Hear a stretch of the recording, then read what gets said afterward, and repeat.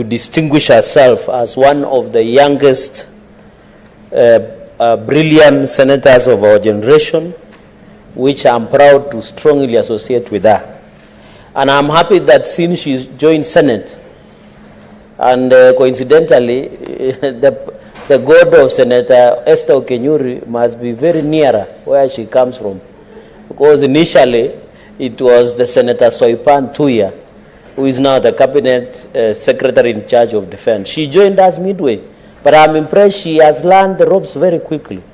And her commitment and zeal and passion in how she does her legislative agenda is quite impressive. And I'm happy, you know, when you are nominated, you don't have an obligation. Her and Senator Ogola, as one of the committed nominated members, that every time we are in the House, they are always there from the beginning to the last. What I'm impressed about Senator Okenyuri is I normally see her in the village interacting. And I want to appeal to the people of Kisii. I've never done this before. That if God favors Senator Esther Okenyuri, please, in the next 14th Parliament, she should join us as an elected member of Parliament to be part of the transformation of this country.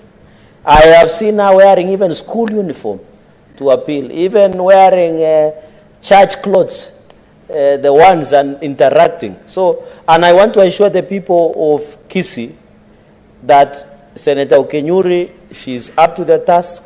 We are proud as our generation that we want to have one of the finest. Mr. Speaker, just in closing, because I have 2 comments and then I have 4 for the bill, is, you know, Senator Esther Okenyuri continues to be an inspiration to the girl child. You know, women sometimes feel inadequate, they feel they cannot compete. But since this platform has come, Senator Okenyuri has distinguished herself. And I'm happy she has not seen herself through the lenses of gender.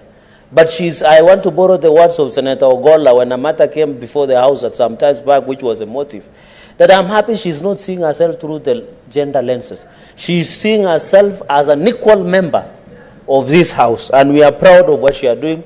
My sister, we are proud of you, and I wish you well. I hope one day and one time you'll remember on 13, just before Valentine's of 2025, Mr. Speaker, I did make this prophecy. And Mr. Speaker, on a lighter note, some of us men tomorrow, we are told not to get close to the other gender. So, because there is a flu that is affecting men, so we will not be available tomorrow, Mr. Speaker. So, Mr. Speaker, but we will be available maybe in children's home to show love to the less fortunate and others, Mr. Speaker. Mr. Speaker, secondly and finally is on the bill. I am impressed, Mr. Speaker. Mr. Speaker, the reason Gen Z, and what happened is sad, where this parliament was attacked, is because I was surprised in the last session, the third session, Mr. Speaker. There was a lot of misinformation on Finance Bill 2023. You know, because of lack of civic education and public participation. When you used to go to functions in Bomet, I go in Nandi, Senator Ogola goes to Omabay, Senator Okenyuri goes to Kisii. You sit in a public baraza and you hear what people are saying is not even in the Finance Bill. It is because of lack of civic education, Mr. Speaker. Public participation is a key component. I am happy, Mr. Speaker, that it is mandatory now to do civic education, Mr. Speaker. And I want to challenge you. I was talking about tolling of our roads, where the government wants to toll major highways to raise 230 billion. The public participation is being done now. Many people will not attend, but when it is passed, they will start running around the country saying they were not being involved during public participation of tolling of our roads, Mr. Speaker. Even the Finance Bill of 2025, I want to encourage Kenyans to participate. I'm happy. And I rarely give accolades, Mr. Speaker, as you know me. But I was impressed by Senator CPA, Cabinet Secretary John Badi Ngongo, who went to Jivanji Gardens and try to demystify what Finance Bill is, what is in there, so that we go ahead with the facts before the fake news, which Donald Trump calls fake news, continue to reign amok, Mr. Speaker. You know, this country, we thrive in fake news. And I'm happy the CS in charge of Treasury is taking the lead. I want to challenge members, as we do budget policy statements, I want to challenge members of public and members of National Assembly Finance and Budget, as they go around the country, They should at least ensure they go through 100, 290 constituencies for this public participation. Even other bills, Mr. Speaker. So the reason even Finance Bill 2023 led to uproar is because there was a lot of misinformation. People are saying you want to tax the debt, you want to tax land. But when you read a finance bill, Mr. Speaker, you agree with me and what is happening is that you do. And let us use the medium, Mr. Speaker. And I saw today you are in Citizen, the State of the Nation. And you are also doing civic education. Because you are telling Kenyans the facts. So that people do not thrive on misinformation. Number two, Mr. Speaker, I'm happy that public officials will be taken through mandatory, Mr. Speaker. In clause number 5. It says public officials, including elected, who are us, and appointed officials at national, shall undergo mandatory civic education. Mr. Speaker, can you believe, for example, in Nandi today, if you go to Nandi County Assembly and ask for the budget, no one will give it to you. Not knowing that under Article 34 and 35, there is right to information and there is right to media freedom. You go to the governor's office, Nandi, we have demanded the budget, we have demanded annual development plans, county integrated development plan, the status of projects. But they will never give you. Yet it is a public document. Yet it is a right of every Kenyan, Mr. Speaker. Therefore, even I have seen, Mr. Speaker, whenever civic education is done in Homa Bay or Nandi or Bomet, when they are doing public participation and public participation for Finance Act or Finance Bill of County Assembly, they will call a few characters, give them soda and mukate and say they have done public participation. And they say sign your name and ID number and phone number. Then they take it back. Yet civic education has not been done. What is the content that is inside that bill that we are proposing, Mr. Speaker? So I'm happy that all officials, we should know that public participation precedes civic education. Let us as leaders, Mr. Speaker, even I know politics is sweet, you go to a funeral, you go to a public function, let us use even 1 or 2 minutes to engage our people and educate them on the roles that we should give, Mr. Speaker. Even on civic education, I know, Mr. Speaker, most of the NGOs have been funding this issue of civic education across many other areas, but I'm happy there will be a structure that will continue to engage them, Mr. Speaker. I want to challenge that there is a budget. You know, Mr. Speaker, civic education, and you know Senator Ogolla has been a CCM in former Rasanka's government, Colonel Rasanka. Cyprian Awiti, former governor, Cyprian Awiti. And she knows very well, she will tell you from my experience, that most of the civic education awareness were being financed by non-governmental organizations. There was no allocation of budget, and if it is there, it is for soda and mkate. But you find, and you know, Mr. Speaker, you know Donald Trump has suspended everything under USAID. Yeah. So, you know, most of the NGOs used to finance civic education awareness. But I'm happy in clause number 9, county government shall ensure that there is allocation of budget for civic education. And we should brace ourselves. The USAID now is gone. Mr. Speaker, but you know, I want to thank Donald Trump. And I want to thank the head of Doge, that is Elon Musk, Mr. Speaker, although he has been fighting reappropriation of land in South Africa to try and emasculate the South African government, Mr. Speaker. But I want to agree that USAID funds must be audited.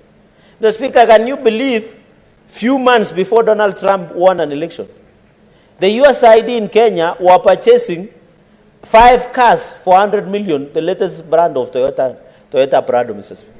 You go to Wilson here, these consultants of USAID fly in the morning to Kakuma and come back in the evening. They live in posh estates like Runda, Karen, where you are paying 400, 300,000 per rent. It means out of 184 billion that USAID has sent to Kenya to support Kenyans, only 10% was achieving to intended purposes. Therefore, we want to agree with the U.S. government led by Donald Trump that the USAID must be taken to the intended purpose. And we agree with them that they must be audited, because you find consultants will sit in hotels, will sit in Java and other hotels with a laptop, and they are being paid in terms of dollars, Mr. Speaker. Yet the real intention of money could not get. And therefore, most of this civic education awareness was being financed by non-governmental organization, Mr. Speaker. Mr. Speaker, I'm happy that even we should have a structure of engaging. Whenever public participation is done in Longisa, let us list, let us get the name, let us have a structure of engagement. I know County Governments Act, I think Section 81 on public participation as a critical component. And I'm happy Senator URI is proposing something that has been given, she's giving life to Article 10 on principles of good governance and national values, Mr. Speaker. One of them is public participation, which is anchored in civic education and awareness in our republic, Mr. Speaker. And therefore, this bill, I expected all senators to be here. The reason we are fighting on the ground is because the county governments who are corrupt will never like to read the true reflection of what is happening. And that is why, as a senator, whenever you go and tell the people, for example, in Nandi, in the last financial year, I made sure around 10 billion was taken to Nandi County. People will be shocked because what they are seeing on the ground is not reflective on the equitable shareable revenue and conditional grants and on-source revenue that was allocated to counties, Mr. Speaker. And therefore, I'm happy there is going to be a structure, Mr. Speaker, and it is very important. Even another aspect that is clause number 17 is grounds for registration, Mr. Speaker, which is very critical. And I'm happy, I remember there was a crackdown of NGOs. And at that time, those NGOs were being cracked down, Mr. Speaker, because they were doing something that was not intended. Also, as we allow civic education to be funded by NGOs, we don't want civic education to be done to incite the public against government or incite the public against their own country. We are aware. And you remember in 2017, because some of us were serving in this house, some of the organizations by the NGOs, some of them were being accused, allegedly, of financing terrorism in the country. Some of them are being accused funding destabilization. Mr. Speaker, you remember even in the GNC revolution, there were allegations that George Soros Foundation, Mr. Speaker, was part and parcel that were financing the revolution in the guise of civic education and awareness. I'm happy there is a legal framework to control the type of NGOs that come to the country. We are not objecting, Mr. Speaker, and let me go on record crystal clear. We are not objecting that the NGOs should not be part and parcel of process of civic awareness. But what we are saying, we must know who they are. What is their intention? What is their purpose? What is their objects? We don't want NGOs, Mr. Speaker, that will be used to destabilize governments in Africa. And when you look at across the world, it is only the NGOs that bring civic awareness on political and civil issues that are heavily financed in Africa. And we saw the sad reality of the GNC revolution, that in as much the young people had the right intention to try and fix problems that we are facing, somebody somewhere through the NGOs hijacked the process, Mr. Speaker, until they wanted to destabilize the country. Therefore, the vetting, and I want to challenge the National Intelligence Service, our security apparatus, they must vet the NGOs that do civic awareness, and Mr. Speaker. And the only way we can fix them, Mr. Speaker, is to ensure that they are catalogued, they are known what they are doing, Mr. Speaker. The final part is on the issue of false statements. I agree. Mr. Speaker, fake news must be flagged. I remember, Mr. Speaker, social media must also, and I'm happy that all social media must have physical offices in Nairobi or in Kenya. Because when you open Facebook, Mr. Speaker, it has so misleading information. You open X or Twitter, you open TikTok, you open whichever social media, Instagram and others, you rarely and hardly see, Mr. Speaker. Even, Mr. Speaker, I had the IT minister. I'm lucky I survived. Mr. Speaker, I'm still a member of ICT with my sisters in Togola. Can you believe it is only in Kenya that when you open your social media, you will get pornography being displayed in our social media, Mr. Speaker. But when you go to countries like Saudi Arabia, countries in Middle East like Emirates, United Arab Emirates, they have proper regulation and discipline in terms of all these social media accounts. It is because we have given too much freedom that does not have discipline, Mr. Speaker. Therefore, we challenge in this issue of false statements, and I'm happy, I want to recommend Senator URI, this offense of false statement and issue of calling people and telling them lies, the way some NGOs are doing in this country. I want to propose that it should be 5 million for anybody who spreads false statement. Because, Mr. Speaker, imagine If an NGO does civic awareness in Kablong, and they tell them to overthrow, for example, hypothetically overthrow the government, is it not expensive, the side effect, than the punishment? So I want to agree that all NGOs and anybody who does civic awareness on false statement, we must ensure that they are punitive of 5 million Kenya shillings, or alternative, they should be in jail for 10 years. Because the cost of losing a country and a society, ask Somalia. Mr. Speaker, I was with some senior in this region. I was on the sidelines of the issues of DRC, M23 crisis and what have you. And I sat with the people. Some friends from Somalia were telling DRC, don't go to our route, because it is expensive to come back from where Somalia is. And it has destabilized the north of Africa, Mr. Speaker. Even in Rwanda now and DRC, we don't want to go them to that direction. And we hope on Saturday, I don't know, Senator Ogola has not given me the exact date when elections of AU will be done. I think on Saturday? Saturday immediately after Valentine, Mr. Speaker. Yes, I'm trying to get a private jet to that destination, Mr. Speaker. I want to assure, and I want to assure the naysayers, Mr. Speaker, that Raila Amolo Odinga will be elected the chairperson of African Union Community. And I want to ask Baba Raila Odinga, his first assignment must bring stability. In DRC crisis, we must resolve. We want an Africa that is peaceful, Mr. Speaker. We want, as Raila takes over as AUC chairman, to spearhead the issue of resolving crisis in DRC, Mr. Speaker, so that as a continent, we become more stable. And Mr. Speaker, finally, as I conclude, I don't know what is wrong with some Kenyans. There are many people who are praying for Raila to fail. You know, we are no longer patriotic, Mr. Speaker. Go to Tanzania. You saw even when Mama Samia Suluhu Hassan and my brother, my very close friend, Ambassador Balozi Njimbi, who is the presumptive deputy president of Tanzania, Mr. Speaker, and you should know that he is my close friend, the incoming deputy president of Mama Samia Suluhu Hassan. Those people are very patriotic, Mr. Speaker.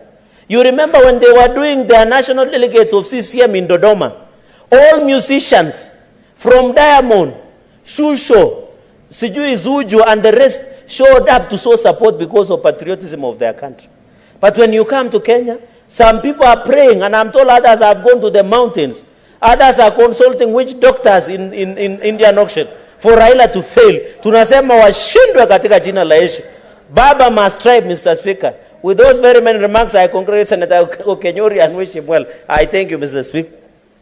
Senator Cheragei, as you are closing, you went overboard in the language use, contrary to the standing orders. Place yourself in order next time. And the comments that you made as regards Senator Beatrice Ogola and Senator Esi Kinyuri is basically because of their dedication to work and their responsibility as responsible members of this House. And I commend you for that, because it can only be better when members are committed to their work. And I commend you for commenting the Honorable Mova.